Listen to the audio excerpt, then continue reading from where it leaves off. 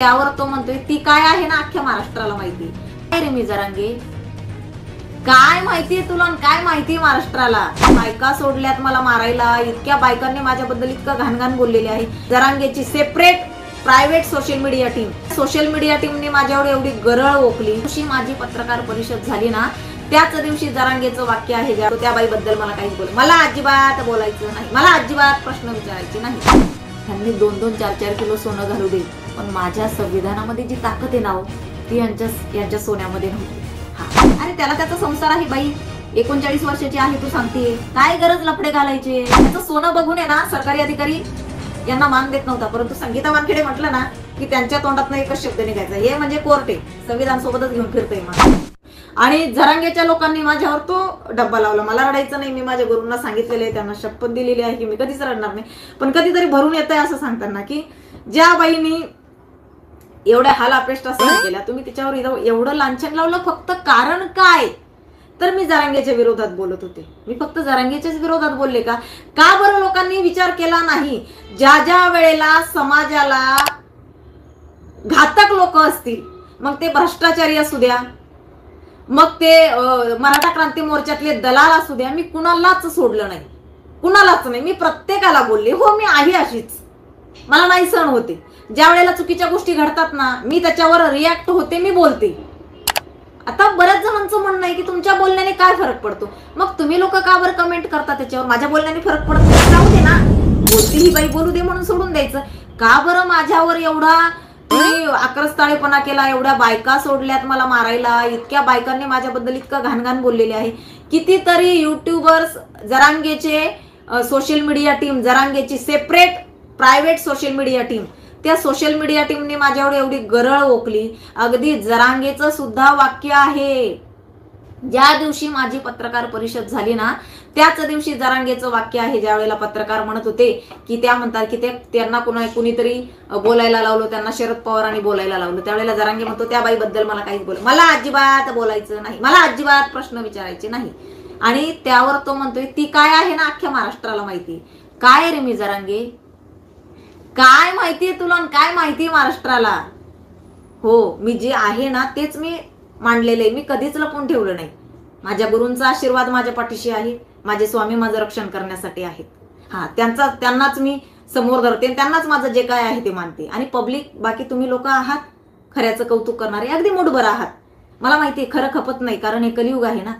परंतु तुम्ही लोक जे आहात ना मूडभर, जे मला तुम्ही प्रोत्साहन देतात, त्याच्यामुळे मी बोलते. हो मला माहितीये की माझा विरोध करणाऱ्यांची संख्या करोडोनी आहे, असू देत, परंतु जे माझा सपोर्ट करतायत ना हे माझ्यासाठी खूप काही आहे आणि यांच्यासाठी मी काम करते. हो करणार, शेवटच्या श्वासापर्यंत करणार. परंतु माझं काम, माझं कर्तृत्व का बरं या लोकांना मान्य नाहीये. का तर मी गरीब घरात जन्माला आले, माझ्या डोक्यावर सासरचाही हात नाही आणि माहेरचाही हात नाही, आणि मी एकटी आहे, एकटी स्त्री आहे. बरं शिक्षण काय माझं जेमतेम 7वीच झालेलं. हा लई स्वतःला शाने समजते ही बाई. मग बऱ्याच महिलाही, माझा माईंचं एक वाक्य आहे बघा, बाई ग मला कुठल्याच बाईने कधी सपोर्ट केला नाही, हे माईंचं वाक्य आहे. तसं माझंही आहे, मला कुठल्याही महिलेने कधीच सपोर्ट केला नाही बरं का. महिलांना मी ज्या ज्या जोडायचा प्रयत्न केला ना त्या महिलांनी काय केलं, जळकुटेपणा.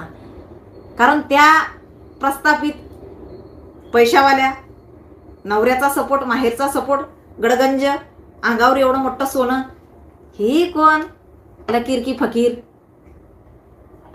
काहीच नाही. पण हिला जिथं तिथं शासकीय कार्यालयामध्ये हिला फार सन्मान. का तर मी संविधान वाचलेलं होतं ना.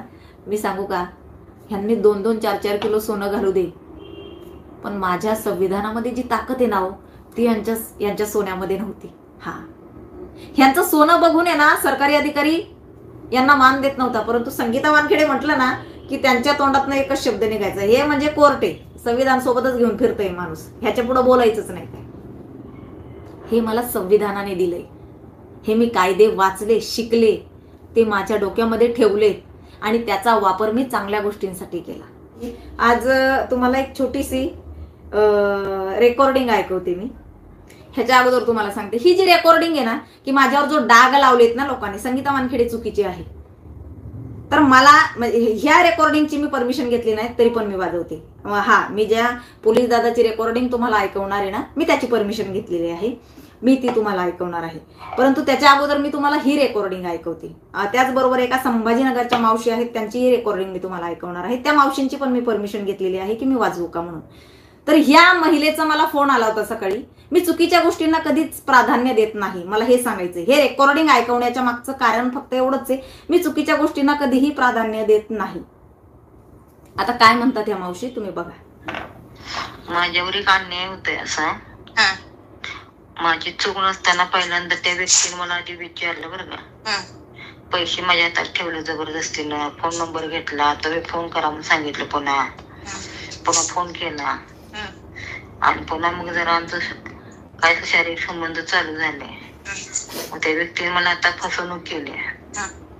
मग काय करायचं? कशी काय फसवणूक केली मला सांगा बरं. आपण नाही ना जायचं ताई, किती काही म्हणू द्या, आपण नाही जायचं. तुम्हाला जबरदस्तीने लगत्याने ओढत. चुकी तर तुमची आहे. तुम्हाला एक सांगते ताई, सर्वात महत्वाचं महिलांनी ना जपलं पाहिजे स्वतःला. आपला देश पुरुष प्रधान आहे, माणसाला कुणी नावं ठेवत नाही. होय की, मग आता ते चूक झाल्यावर वाकडा पाऊल पडला माझा. होय ठीक आहे, काय गरज नाही ना. तुम्ही का घेतले पैसे, का दिला नंबर त्याला, काय संबंध ताई? चूक तुमची ह्याच्यामध्ये. तुमची फसवणूक नाही म्हणता येणार आहे. तुम्ही स्वतःची फसवणूक करून घेतली. नाही करायचं असं ताई. आपण आपल्याला जपायचं ना. समाज माणसाला नाव नसतो ठेवत ताई, समाज बाईचं नाव ठेवतो. मग आता ह्यावर काय करायचं? नाही काय नाही. आता तुम्ही काय ना, तुम्ही केस जरी केली ना तर तो आतमध्ये जाईल, पण तुमचं मन तुम्हाला मानेल का? चूक तुमची पण झालेली. आता तुम्ही सांगा, तुमच्या आवाजावरून तरी मला वाटतं की तुम्ही वयस्कर आहात. हो, बरोबर. हा, आवाजावरून मी ओळखलं तुम्हाला की तुमचं वय आहे. मला सांगा, 39 म्हणल्यावर तुम्हाला संसार, मुलं बाळ सगळ्या गोष्टी असतील, आहे ना? त्यांना पण असणार आहे. मग आता त्यांनी त्याची बायको, मुलं बाळ, अरे हे जे असतात ना, हे गिदाड, हे चमडीचे प्रेमी असतात. ही लोक काय, मला सांगा ना तुम्ही, 39 वर्षाचा झाल्यावर त्याला लेकरं बाळ असताना तुमच्यावर त्याचा जीव जडतो, तुमचा पण तुमचे लेकरं बाळ असताना सगळं नवरा नाही आहे तुम्हाला? नाही ना ताई, स्वतःला जपायचं त्या बाईने. मग जास्त जिला नवरा नाही ना तिने फार जपायचं. हे समाज चांगला नाही हो ताई. तुम्हाला माहिती का, त्याला नाही नाव ठेवणार पोलीस. आता पोलीस त्याला नाही नाव ठेवणार. तुम्ही पोलीस स्टेशनला गेल्या ना तरी तुम्हाला म्हणतील, बाई तू कशाला जायचं, तू काय केली बाई, त्याने जबरदस्ती नेला का तुला? नाही करायचं ताई असं. आपले कष्ट करायचे, आपण आपल्या लेकरांना सांभाळायचं. असे लय येतात हो गिदाड.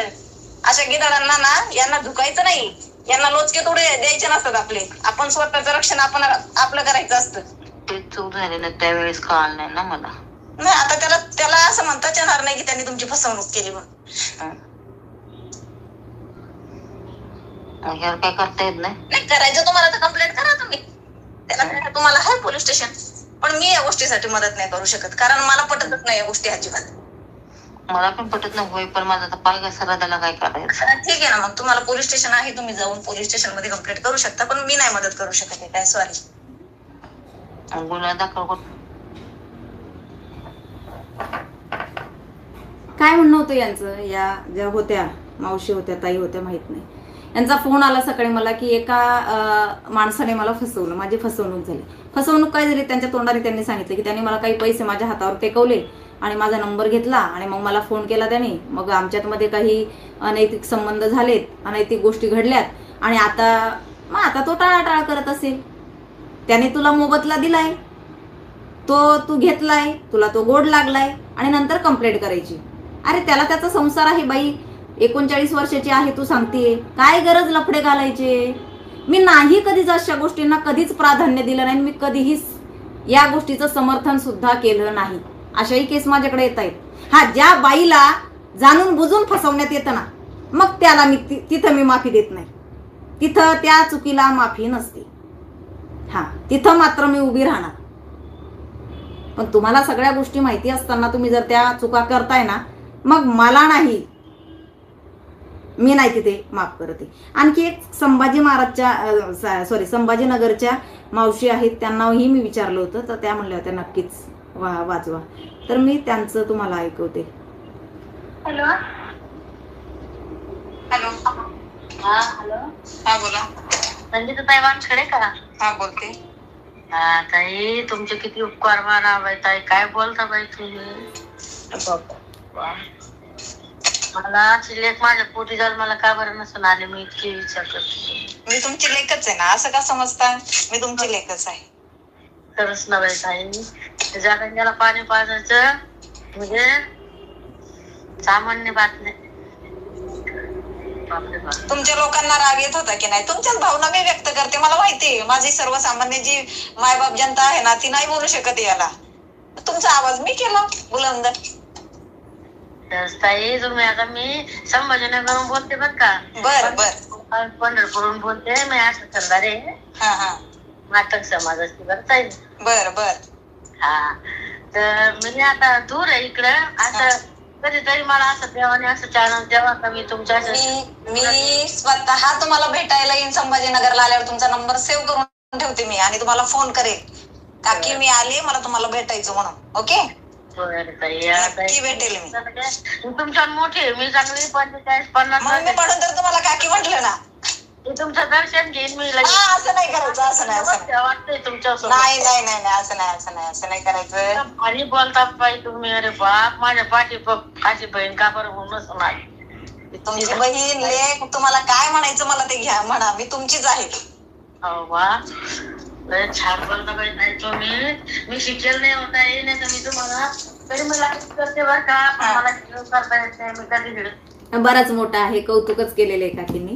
तर असे मला वयस्कर लोकांचे बरं का, वयस्कर बाबा असतील म्हणजे एक तर आहेत ना नाशिकचे जे जोडपं आहे ना, ते त्यांनी 3 मुली दत्तक घेतलेल्या आहेत आणि तिन्ही मुलींना त्यांनी PI केलेलं आहे. तर त्यांचे सुद्धा मला कॉल आले, ते दोघंही नवरा बायकोंचे, आणि त्या म्हटल्या त्या 3 आणि 4थी तू आम्हाला आहे.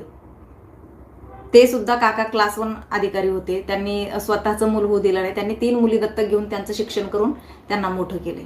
त्यांना छान मोठ्या पदावर त्यांनी पोचवलं. अशा लोकांच्या म्हणजे खूप कॉल येतात आणि खूप कौतुक करतात. ही माझी शाबासकी आणि हे माझं खरं, ही माझी कमाई आहे. हा, बाकीचे काय हो.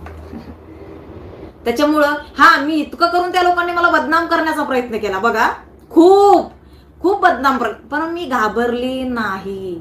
अगदी अशा वेळेला की ज्या वेळेला कितीतरी लोक माझ्या विरोधात होते, अशा वेळेला मला बदनाम करण्याचा प्रयत्न केला. सगळ्यात महत्वाचं, महिलेला काय असतं, स्त्रीला काय असतं जवळचं, तिची अब्रू.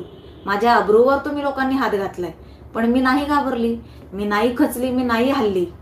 तुमच्याही पोटीपाटी लेकीबाळी आहेत. परमेश्वराला एकच सांगेल, जे तुम्ही दुसऱ्यांना दिलं ना तेच तुम्हाला मिळू दे, इतकंच त्याला मागेल.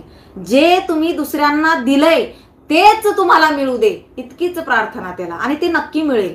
कारण माझी प्रार्थना कधीच खाली जात नाही. माझी काळीजी आहे. मी ज्याच्यासाठी जे मागते ना, तुम्ही आज जाऊ नाही म्हणून मी देवाकडे साकडं घालत होते. देवाने नाही जाऊ दिलं तुम्हाला आत, का तर तुमचे आई वडील, तुमची बायको, तुमची लेकरं, तुमच्या बहिणी, त्यांच्या तोंडाकडे बघून मी तुम्हाला मदत केली. मी तुम्हाला त्या मदतीच्या बदल्यात मध्ये तुमच्याकडनं काहीच घेतलं नाही. खूप काही घ्यायला पाहिजे होतं मी, अगदी हक्क होता तो माझा, कारण मी मदत करत होते तुम्हाला. माझी सगळी कामं सोडून मी तुम्हाला मदत करत होते. ज्या लोकांनी खोटी तुम्हाला मदत केली ना, तुमच्या जवळच्या नाही म्हणता येणार, तुमच्या सोबत राहणार आहे, त्याचा मोबदला त्यांनी तुमच्याकडनं घेतला, मी नाही घेतला. ज्या वेळेला पोलीस स्टेशनला तुमच्या सोबत उभं राहायची गरज यायची ना, त्यावेळेला ती लोक पळून जायची. संगीता वानखेडे एकटी उभी राहायची तुमच्यासाठी, परंतु तिथेही तुम्ही लोकांनी, ती तुम्हाला जाणच राहिली नाही की मी काय केलंय तुमच्यासाठी. तुम्ही मला बदनाम करायला उठलात, हरकत नाही, माझा पाठी राखा, माझे गुरु आहेत, पण तुमच्या नजरेत तुम्ही पडाल असं काही करू नका, एवढंच सांगते, विनंती आहे. मला बदनाम करण्याचा कटकारस्थान करत असताना संगीता वानखेडे फार विचित्र बाई आहे, खूप चांगली आहे, फार विचित्र आहे. मी खरं बोलायला कधीच घाबरत नाही. तुम्ही त्याचा अनुभव घेतला. मी खरं बोलायला घाबरत नाही, अजिबात नाही. कारण एक खोटं लपवण्यासाठी 1000 वेळा खोटं बोलावं लागतं, ज्याचा मला त्रास होतो. मी नाही बाबा, मी खोटं नाही बोलू शकते, माझं खोटं लगेच पकडलं जातं. हो, मला माहित नाही काय ते, मी अडखळते खोटं बोलताना, आणि ते एक खोटं मला लपवण्यासाठी 1000 वेळा ते खोटं बोलावं लागतं ना, ते तर मला कधीच सहन होणार. त्यापेक्षा मी जे खरं आहे ते सांगून मोकळी होणारी बाई आहे. हे असं होतं, यस माझ्याकडनं चुकी झालेली आहे, परंतु ती चुकी मी पुढे नाही त्याला नेलं, मी त्याला खतपाणी नाही घातलं. जेव्हा मला कळलंय ना ही चुकी आहे, मी तिथं थांबले आणि तिथून रिटर्न फिरले. मी असं म्हटलंय का जाऊ दे आता आले इथपर्यंत, अर्धा रस्ता तर मी पार केलाय, अर्धाच राहिला, नाही मी परत मागं आली, नाही मला हा चुकीचा रस्ता आहे ना, मला माहिती आहे ना, मला कळलंय ना हा चुकीचा रस्ता आहे, तरी मला त्याच रस्त्याने जायचं का, नाही मी सोडून दिलंय तिथंच. शिवाय माझी चुकी नसताना, बरं का, चुकी नसताना. हा, खूप लोकांनी माझा गैरफायदा घेतला, माझ्या चांगल्या स्वभावाचा, खूप लोकांनी. पण मी कधीही त्याच्या बदल्यात मध्ये त्यांना धडा शिकवायचा म्हणून त्याच्या ईर्षीवर, त्याच्या खुन्नसपोटी मग यांचं काही निघतंय का, यांचं काही बघायचं का, यांचं शोधायचं, मग त्यांना धडा शिकवायचा, यातली बाई मी नाही. चाकणमध्ये मला काही लोकांनी त्रास दिला ना, मी त्यांच्या ते सोडून दिलं. तुमचं नशीब तो वरचा आहे आणि त्याचे फळ त्यांना भेटलेत, भोगावे लागतायत. हा, भोगावे लागतायत. म्हणून मी वारंवार सांगते, इथे कर आणि इथेच भर, तिथे नाही. हे कलियुग आहे, बरं का. त्याचं फळ मला भेटलेलं आहे आणि तुम्हालाही भेटेल. रजा घेते.